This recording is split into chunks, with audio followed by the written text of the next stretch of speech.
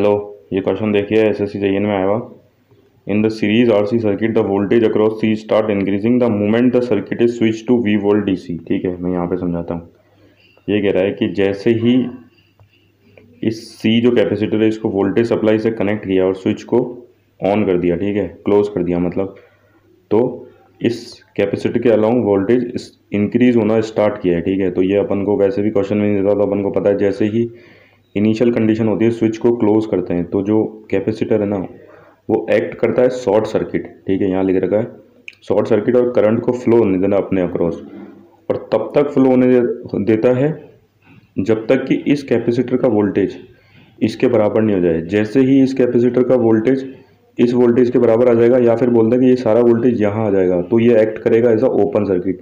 ये ब्लॉक कर देगा करंट को, है ना, फ्लो नहीं होने देगा। ये फाइनल कंडीशन में जब ये करंट को जीरो कर देगा। ठीक है, इनिशियल में शॉर्ट कर देता है और इसके अक्रॉस वोल्टेज इंक्रीज होना शुरू होता है।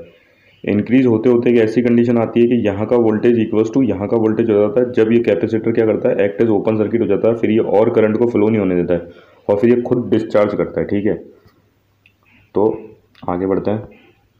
द रेट ऑफ, ये पूछ रहा है the rate of increase of voltage across at the instant just after the switch is closed.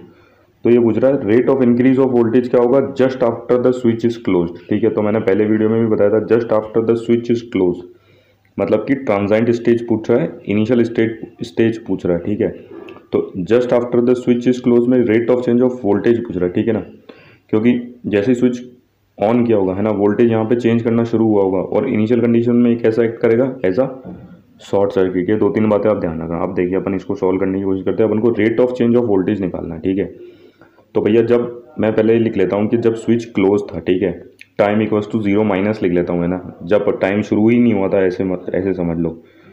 तो यहाँ पे जो वोल्टेज था इस कैपेसिटर के अलोंग वो जीरो था। क्यों? क्योंकि यहाँ से करंट बहना ही नहीं शुरू हुआ था, क्योंकि जब करंट फ्लो होगा तभी तो यहाँ वोल्टेज बिल्ड होगा। ठीक है, फिर मैं बोलता हूँ कि now when the switch is close, just after the closing off switch, मतलब अब स्विच क्लोज ही किया है ना, तो t equals to zero plus लिख रहा हूँ। मैं अभी बात कर रहा हूँ कि जस्ट आफ्टर, जैसे ही स्विच क्लोज किया ना तब बात है। तो मैंने अभी बताया जैसे ही इनिशियल कंडीशन में कैपेसिटर कैसा एक्ट करेगा, as a short circuit. Short मतलब करंट को इजीली फ्लो होने देता है, बिल्कुल भी रेजिस्टेंस नहीं देता है ना। Resistance equals to zero. जब इसका रेजिस्टेंस जीरो हो जाएगा इस कैपेसिटर का, तो वोल्टेज कितना हो जाएगा इसके अक्रॉस, जीरो। क्यों? क्योंकि v equals to I R होता है, और आर ही जीरो है तो वोल्टेज भी जीरो हो जाएगा। ठीक है, तो मैं बोल देता हूँ at T equals to zero पर पे वोल्टेज अक्रॉस कैपेसिटर कितना होगा, जीरो। यहाँ पे इनिशियल कंडीशन में वोल्टेज कितना होगा, जीरो, एकदम इनिशियल कंडीशन में, फिर धीरे धीरे बढ़ना शुरू होता है। ठीक है, तो अब वोल्टेज अक्रॉस इसके जीरो हो जाएगा। ठीक है, तो अपन यहाँ से जो है वोल्टेज अगर जीरो हो जाएगा तो अपन, है ना, इनिशियल कंडीशन में जो टी इक्वल्स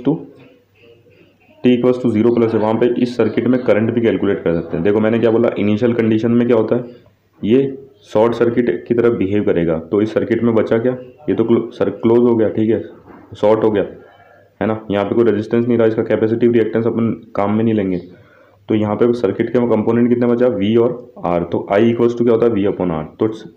तो आई सी, इस कैपेसिटर के अलोंग जो करंट बहेगा वो कितना हो जाएगा, वी अपॉन आर। ठीक है, अब अपन को पता है कैपेसिटर में जो करंट निकालने का फॉर्मूला होता है I C equals to C D V by D T. ठीक है, तो जीरो प्लस पे आई सी जीरो प्लस, मतलब इनिशियल कंडीशन पे C D V C zero plus upon D T. ठीक है, अब आई सी अपन ने पहले कैलकुलेट कर लिया शुरुआत वाली कंडीशन में, वो कितना था, वी अपॉन आर।